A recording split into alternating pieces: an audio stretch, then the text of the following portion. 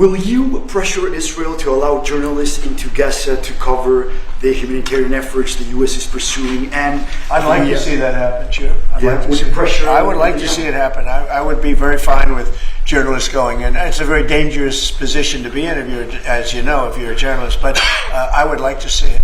And on tariffs, Brazil, Mexico, and Latin America are getting closer to China, and they say it's partly because of the tariffs you're imposing in those countries. Are you concerned them getting closer to China? No, not at all. I'm not concerned at all. They can do what they want. None of them are doing very well, and what we're doing in terms of economics, we're blowing everyone away, including China. We're doing better than any other country in the world right now. Brazil has been a horrible trading partner in terms of tariffs. As you know, they charge us tremendous tariffs, far, far more than we were charging them. We weren't charging anything, essentially. And Brazil has some very bad laws happening where they took a president and they put him in jail, or they're trying to jail him. And I happen to know the man, and I will tell you, I'm pretty good at people. I think he's an honest man. I think what they've done, this is this is really a political execution that they're trying to do with Bolsonaro. I think that's terrible. But they also treated us very badly as trading partners for many, many years. One of the worst countries on earth for that. They charged tremendous tariffs, and they made it very difficult to do anything. So now they're being charged 50% tariffs, and they're not happy, but that's the way it goes. Mr. President, on DC crime, are you concerned at all that some federal officers that are helping DC police might be being pulled away from other high priority assignments? Like what? Like what? Terrorism. Oh, really? Terrorism? They'll stop terrorism as part of what they're doing right now. No.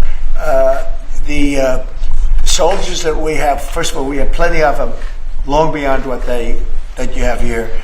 We're just using a very small force. You know, in Washington, D.C., they have thousands of police. They have a lot of police, but the police weren't allowed to do their job. We have a lot of great ones, and you have some that weren't so good, to be honest, but they weren't allowed to do their job. But now they are allowed to do their job, and essentially it's only 2 days, but you look at the numbers already, they're dropping.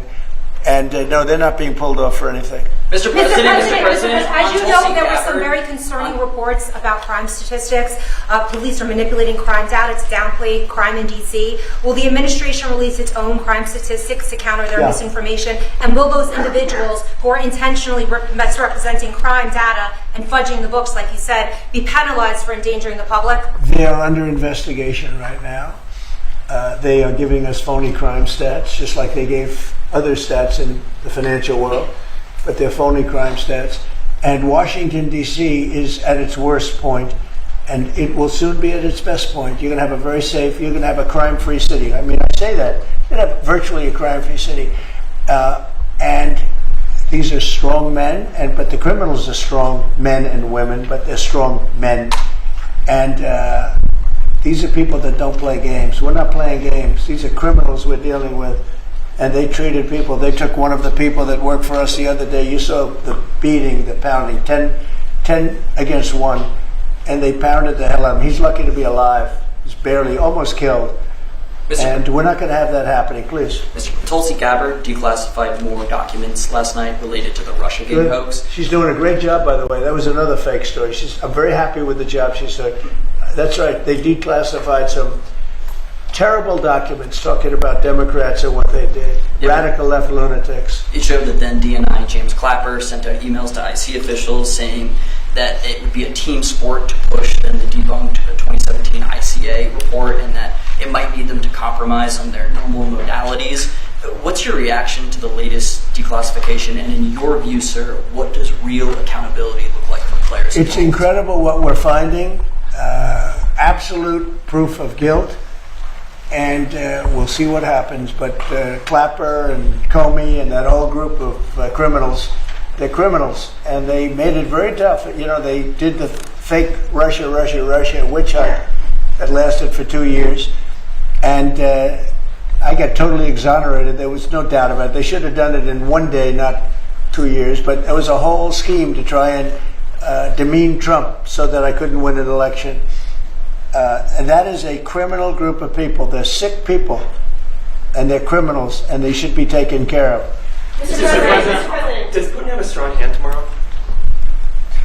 Well, he came to our country, and I heard CNN fake news talking about that was a big win for him.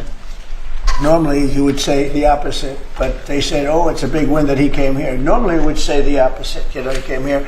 I think that President Putin would like to see a deal. I think if I weren't president, he would take over all of Ukraine. It's a war that should have never happened. If I weren't president, in my opinion, he would much rather take over all of Ukraine. But I am president, and he's not going to mess around with me. On Russia, Mr. President, would you support or agree to reducing NATO troops in Europe, in countries like Poland, in order to get Russia to agree to a peace deal? That hasn't been put before me, and I'll think about that for later, but it has not been put before me. Go ahead. Is anything less than an unconditional and immediate ceasefire a victory for the U.S.? Tomorrow? Yes. Well, tomorrow we'll see. I say, I don't know where that comes from. Sort of not a good question. I would say that tomorrow all I want to do is set the table for the next meeting, which should happen shortly. I'd like to see it happen very quickly, very shortly after this meeting. I'd like to see it actually happen maybe in Alaska, where we just stay because it's so much easier. But I think that it's going to be very interesting. We're going to find out where everybody stands, and I'll know within the first 2 minutes, 3 minutes, 4 minutes, or 5 minutes, like we tend to find out whether or not we're going to have a good meeting or a bad meeting. And if it's a bad meeting, it'll end very quickly.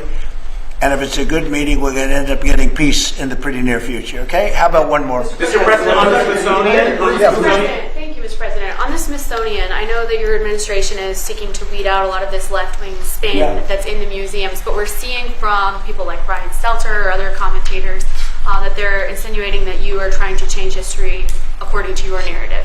What's your response to that, and is there anything you'd particularly like to take a look at? We want the museums to treat our country fairly. We want the museums to talk about the history of our country in a fair manner, not in a woke manner or in a racist manner, which is what many of them, not all of them, but many of them are doing. Our museums have an obligation to represent what happened in our country over the years, good and bad, but what happened over the years in an accurate way. Thank you very much, everybody. Mr. President, how do you reconcile